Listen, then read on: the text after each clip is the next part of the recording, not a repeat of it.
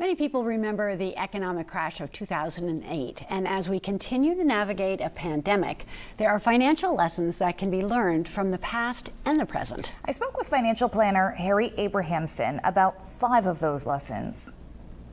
We'll start with number 1, which is maintain liquidity. What does that mean?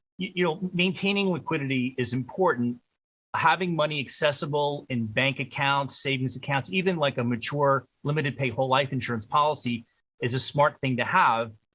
It's not always about getting a rate of return, and it's important to have this money available in case you need it, maybe within the next 6 months or so. So it's important to have that money put aside for anything that may pop up unexpectedly. Which, COVID-19 was something that certainly popped up unexpectedly for a lot of us. Yes, absolutely. That was one thing that really took a lot of people and also a lot of businesses by surprise. So it's important to really maintain, your liquidity to cover various expenses that may pop up. Number 2 on your list is protect against inflation. How does one do that?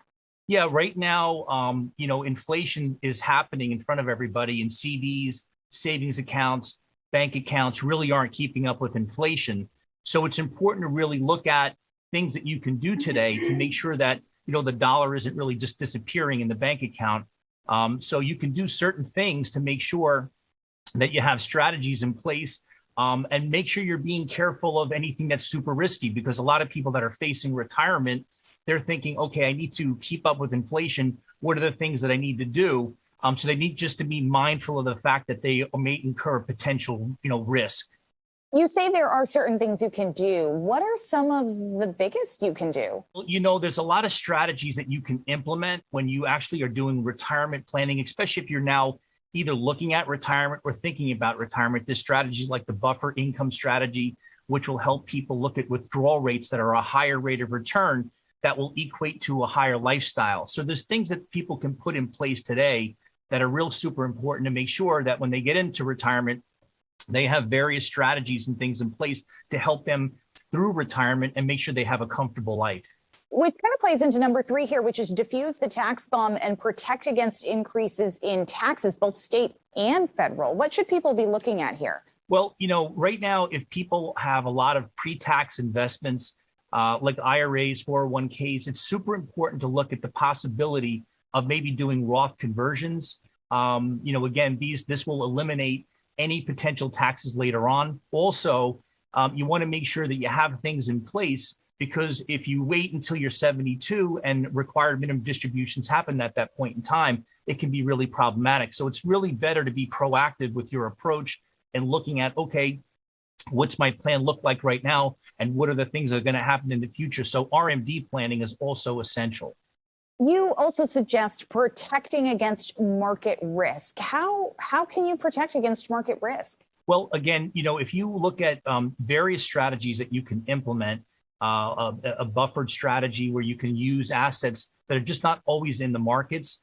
I know we're in a very low interest rate environment, so this can be a little bit challenging for people, but it's essential to have things in place so that when you're looking at strategies, whether it's a retirement income plan, you can also look at things that are maybe not tied to the markets that are going to get a respectable rate of return. There are various index products that will offer that ability for people to kind of create that buffered strategy between assets that are in the markets and maybe using some type of a product that's based on an index. I know you can't get too technical, but are there certain products that we should be looking into when you say there are some products out there?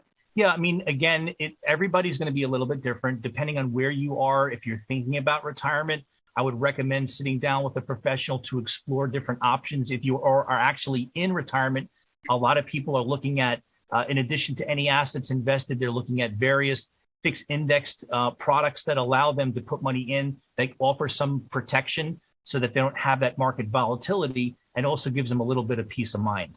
Number 5 on your list is investment plan versus retirement income plan. Kind of explain the difference there. That's a biggie, because a lot of people will have money saved up in a plan. They have an IRA or maybe a 401k. And having that is an investment, right? An investment account, but it's not an actual plan. It's not a retirement income plan. So the differences between the two is one is looking at just a portfolio, and the other is really like, what is it going to translate into actually retirement income? What is it going to look like when you're in retirement? And that ultimately will translate into the lifestyle that you're creating, so that when you now are looking at maybe the next 10, 20, 25, 30 years, you're looking at a sound retirement income plan that's written as opposed to just having an investment portfolio. Read Harry Abrahamsen's complete list of financial lessons. Just head to the 207 section of our website or News Center Maine app.